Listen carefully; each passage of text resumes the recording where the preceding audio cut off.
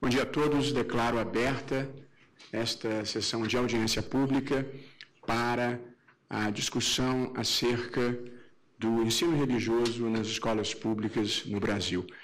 Eu registro a presença do representante da Procuradoria-Geral da República, Dr. Odim Brandão, aqui à minha direita, e o ministro-chefe da Advocacia-Geral da União, Dr. Luiz Inácio Adams. Registro a presença na plateia do ex-ministro do Tribunal Superior Eleitoral, Fernando Neves.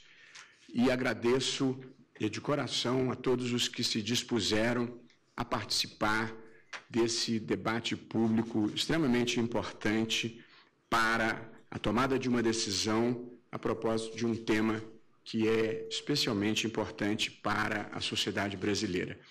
Como todos saberão, esta audiência pública foi convocada a propósito de uma ação direta de inconstitucionalidade de número 4.439, proposta pela Procuradoria-Geral da República, e o tema em discussão, a questão debatida, é a natureza do ensino religioso nas escolas públicas. Existem, em princípio, duas posições sobre as quais iremos debater. Uma primeira posição defende a possibilidade de que este ensino seja confessional e, consequentemente, ligado a uma determinada religião e ministrado por representantes desta religião, seja um padre, seja um pastor, seja um rabino ou qualquer outro ministro ou representante. A posição contraposta é a de que o ensino nas escolas públicas não pode ser confessional, não pode ser ligado a uma religião. Deve ser um ensino de natureza histórica e de natureza doutrinária. A matéria em discussão é balizada por três dispositivos da Constituição. O primeiro deles é o artigo 5º, inciso 6º da Constituição, que assegura a liberdade religiosa.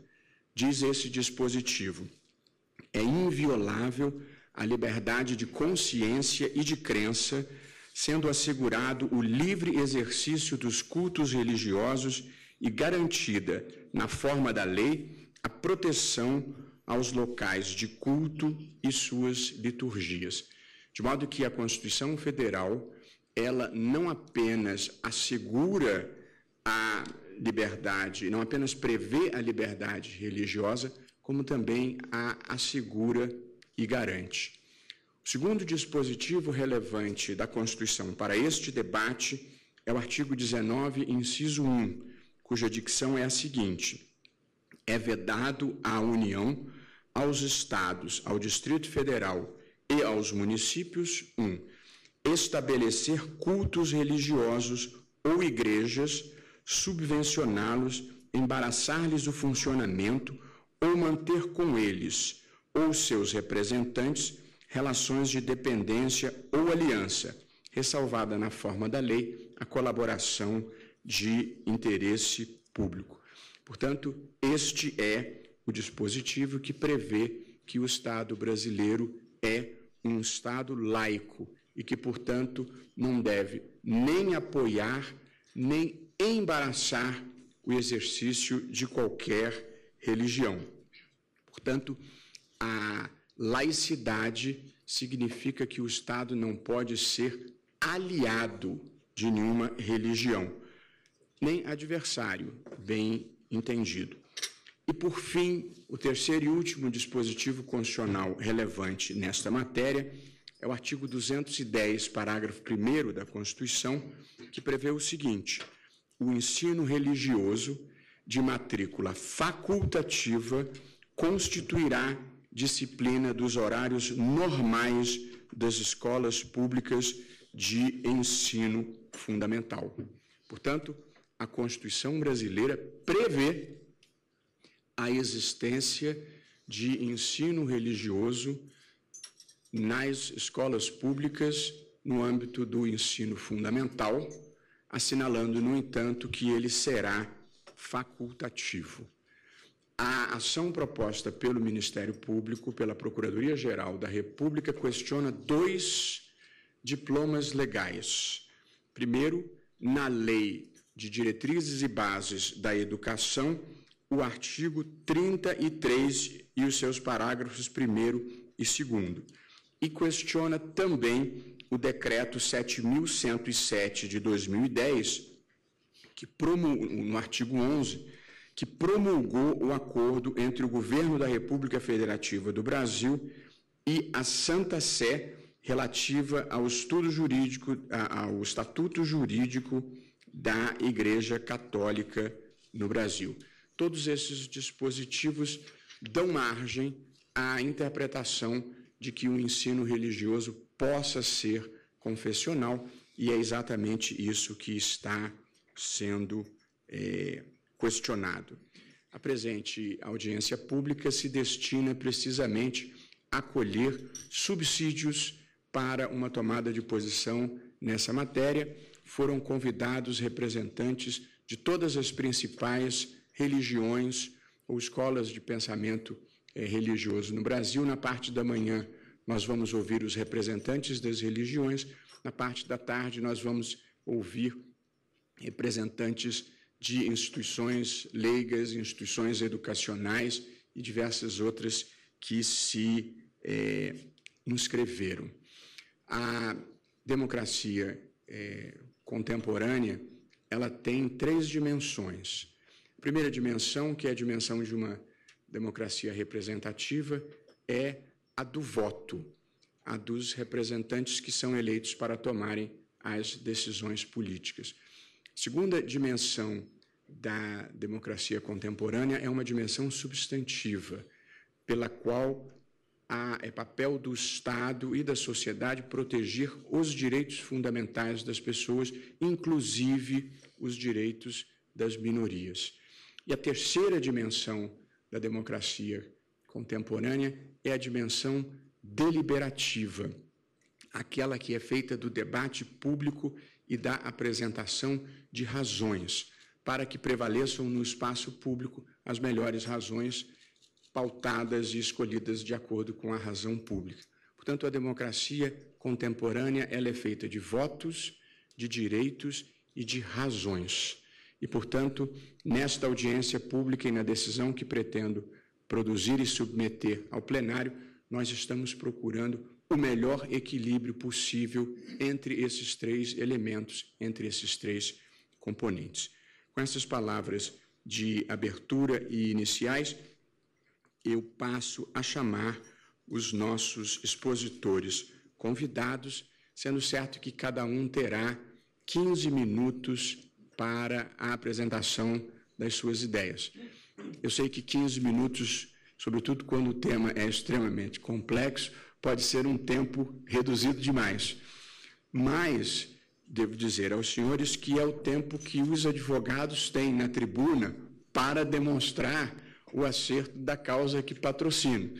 De modo que eu fui advogado durante 30 anos antes de chegar aqui, conheço bem e sou solidário com as dificuldades de ter que resumir um argumento longo em apenas 15 minutos.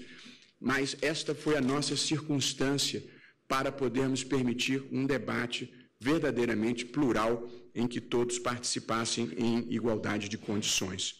Portanto, eu abro esta sessão convidando para fazer a sua apresentação, em nome da Confederação Nacional dos Trabalhadores em Educação, CNTE, o doutor Roberto Franklin de Leão. Por favor, o senhor, talvez o melhor lugar seja o senhor tomar assomar a tribuna.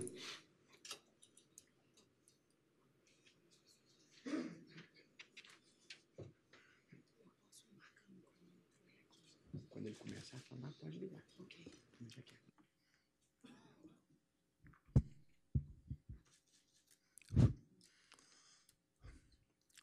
Bom dia, senhor ministro Barroso.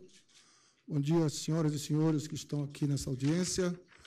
Bom dia, senhores e senhoras que farão exposição. Eu quero considerar como presidente da CNTE que é fundamental e de muita importância que nós façamos esse debate e quero saudar a iniciativa do STF em promover essa audiência pública. Um tema candente na nossa sociedade. É importante que o debate democrático aconteça, que todos possam colocar em prática, dizer aquilo que pensam, né? E que possamos sair daqui convencidos ou não das nossas posições, mas tendo a convicção de que o debate democrático é fundamental para que essa questão seja encaminhada de uma forma a não causar traumas na sociedade brasileira. Não é? Quero dizer também, falar o que é a CNTE. A CNTE é a Confederação Nacional dos Trabalhadores de Educação. Nós estamos presentes aqui com uma posição histórica da nossa entidade, construída através de muitos anos, de muitos debates, em muitos congressos, em muitos seminários, não apenas nos fóruns, nas instâncias da Confederação, mas através de decisões tomadas pelos sindicatos que são filiados a ela. Somos 48 sindicatos das redes públicas estaduais e municipais em todo o Brasil. Realizamos congressos a cada 3 anos da Confederação e os nossos sindicatos têm por hábito fazerem a mesma coisa nas datas determinadas pelas suas organizações. Né? É um debate do qual a CNTE participa, eu vou dizer, estabelecer uma data mais próxima, que é o próprio debate havido durante as discussões sobre a Constituição de 1988, e a própria Constituição, a própria elaboração da LDB, quando fazíamos parte do Fórum Nacional de Defesa da Educação Pública e que tivemos a oportunidade de apresentar a nossa posição. Portanto, é histórica esse debate. A CNTE, como eu já disse, tem uma base social de 2,5 milhões de trabalhadores de educação e nós temos plena certeza de que eu vou falar aqui representa o pensamento da maioria desses trabalhadores. Eu quero dizer também que a exposição é uma exposição curta, como já bem disse o ministro, e a nossa forma de pensar está manifestada no documento entregue a esse tribunal, né? E eu pretendo aí falar algumas coisas a respeito do tema. Em primeiro lugar, por mais óbvio que possa parecer, é preciso que a gente reafirme sempre que a posição da CNTE não é contra ensino religioso no país. Nós entendemos que, como bem reza a Constituição, a liberdade de culto deve ser garantida. O que nós entendemos é que estes cultos e essa transmissão das ideias de uma determinada religião, dos princípios religiosos de um determinado grupo, deve ser feito em espaços adequados para isso. Claro, organizados por esse grupo religioso. Também não somos, e por isso não somos contra que as escolas confessionais tenham o ensino religioso da orientação que aquele grupo que mantém aquela estrutura tem. Portanto, cada grupo religioso tem todo o direito de organizar o seu sistema de educação e nele, evidentemente, trabalhar sobre a lógica do seu pensamento. O que nós somos contra é que o ensino religioso seja praticado nos espaços públicos. E somos contra porque o Estado brasileiro é laico. Não é? Somos contra porque entendemos que a escola pública é a escola do conjunto da sociedade brasileira. É a escola de todos aqueles que contribuem com seus impostos para que ela exista. E, sendo assim, ela não pode ser um local em que privilegie essa ou aquela religião. É um espaço equidistante do processo religioso. É um espaço que deve ser preservado como de unidade, de construção de possibilidades de unidade da sociedade brasileira. Em vista disso, quero deixar também claro que também não somos contra que seja estudado o fenômeno religioso, algo que está presente no mundo desde que neste mundo existe gente. É preciso que tenhamos condições e o espaço adequado nas escolas públicas seriam não aulas de ensino religioso, mas aulas de sociologia, de filosofia, de história, de geografia, onde nós poderíamos analisar com razoável isenção o que o fenômeno religioso implicou e implica na organização dos homens e mulheres desse mundo. Consideramos que é preciso que a educação tenha condições de debater toda a influência que os diversos credos religiosos tiveram e têm na construção do mundo. É preciso que façamos esse debate sobre o aspecto sociológico, sobre o aspecto histórico, e acho que o aspecto histórico é fundamental para a gente entender a construção do mundo que fizemos até agora. É preciso que discutamos qual foi a influência da religião nos diversos momentos que o mundo viveu. Por que tivemos que ter um movimento chamado Renascença? Por que tivemos reforma? Por que tivemos contra-reforma? Isso faz parte da história dos seres humanos na Terra.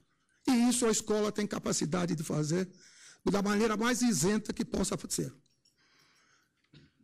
É preciso que também entendamos que a laicidade do Estado é fundamental para que a gente possa manter a unidade da sociedade brasileira.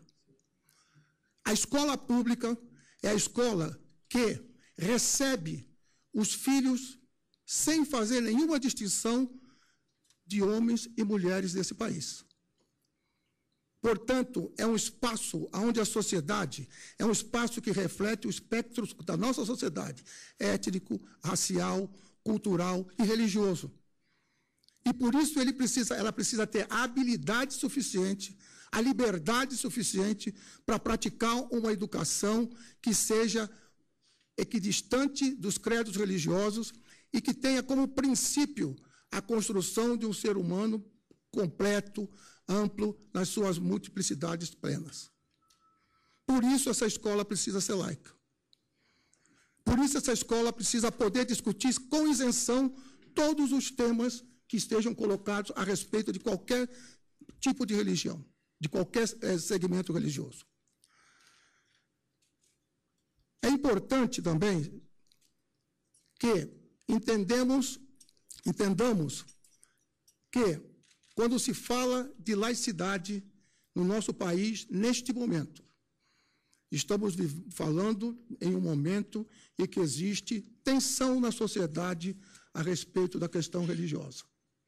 Não podemos tapar os olhos para a realidade, não podemos esquecer o que tem sido estampado na imprensa, não podemos esquecer o que tem acontecido nas nossas casas de leis, não podemos esquecer o que tem acontecido nos debates havidos nos diversos espaços de discussão da sociedade brasileira.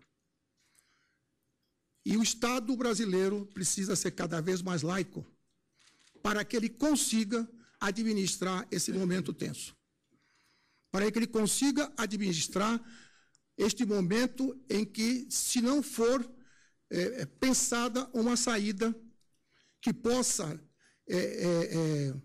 tornar essa discussão menos agressiva, nós podemos ter problemas mais sérios com o debate que está sendo feito. Quero lembrar aqui, para título de exemplificação, alguns dias atrás houve, e isso mostra a complexidade da discussão e por que o Estado precisa ser laico.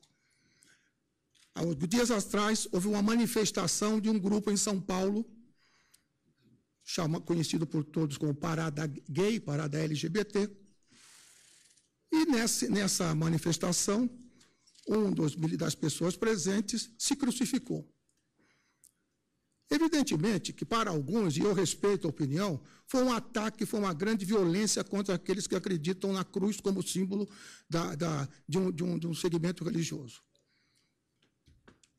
Agora, mesmo entre os que acreditam na cruz como o símbolo de um segmento religioso, há divergência sobre o assunto. A manifestação feita por um padre muito conhecido em São Paulo é de que aquilo não constituía ofensa nenhuma Porque, na verdade, Cristo foi crucificado porque estava sendo perseguido, porque era um excluído.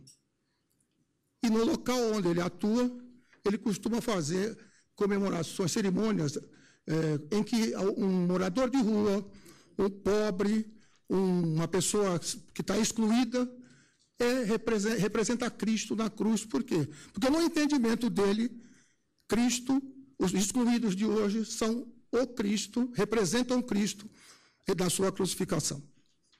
Então o tema é muito polêmico. O debate é muito duro para ser feito.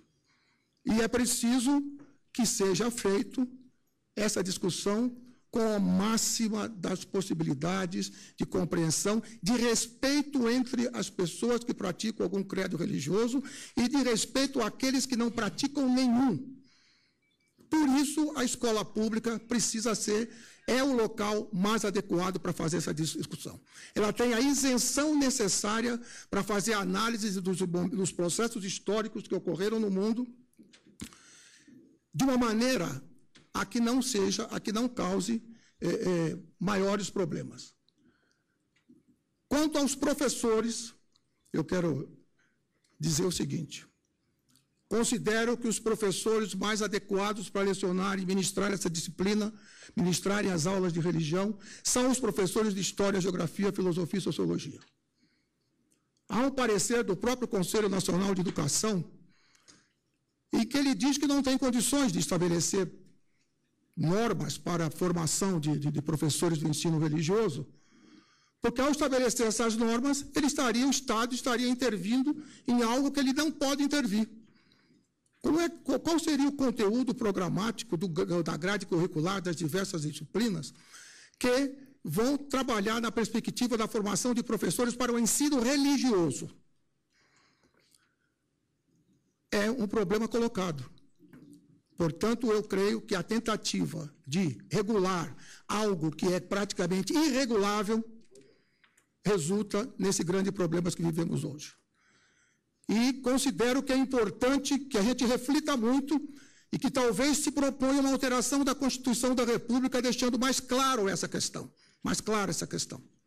para que possamos ter condições de tomar decisões à luz de normas legais que sejam mais condizentes com o espectro cultural brasileiro, com a diversidade religiosa que existe no nosso país, e que possa ser entendida por todos como aquilo que é necessário para que possamos viver em uma democracia religiosa, em uma democracia cultural, em uma democracia onde todos nos respeitamos, sem nenhum tipo de restrição à prática de qualquer credo, à prática de qualquer religião. Tá certo? Quero concluir, mais uma vez, dizendo que agradeço o convite, a CNTE agradece o convite, reitero que a nossa posição é uma posição histórica, é uma posição pautada em debates havidos no nosso país através de muito tempo, não é? E que tenho certeza que esse debate, que deve ficar restrito ao campo das ideias, contribuirá para que nós possamos sair daqui ou construir um caminho para resolvermos definitivamente essa questão, tornando possível um bom debate sobre a questão do fenômeno religioso na história da humanidade, que foi e é, que teve, e eu tenho certeza continuará tendo, grande influência na maneira como o mundo caminha, no entendimento entre homens e mulheres desse planeta. Muito obrigado, e a CNTE se sente muito satisfeita por estar presente nesse debate. Muito obrigado, senhor ministro. Muito obrigado, companheiros.